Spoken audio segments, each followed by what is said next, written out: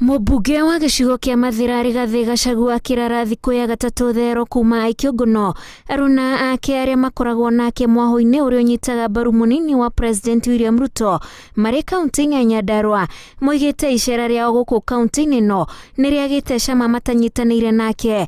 Najua general wetu Gachagua ako korokoroni tunapoongea, na mimi nakumbuka Mheshimiwa Alice Wahome akiambia president wetu hii nchi inaonekana inarudi kwa dictatorship, na inaonekana ukweli hapo ndio tunaelekea.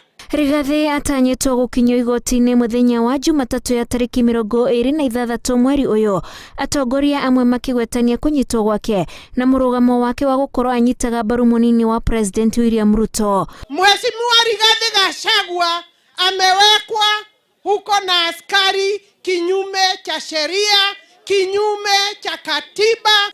Kama Gachagua ako cell na anachukuliwa Friday, anawekwa ofisi ati ndio alale cell, na mnakumbuka vile alitetea Muraya hapa.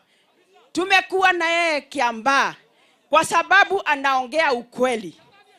Shetani afanye nini? Mũmbunge ũyũ anyitĩirwo gwake mũciĩ kaunti-inĩ ya Nyĩrĩ na gũtwarwo mũciĩ wa Nairobi mũthenya wa gatano na gũcoka kũrorio thero mathaa-inĩ ma hwaĩ-inĩ. Aracukĩrwo kungumia kĩgĩna gĩa ciringi birioni 12.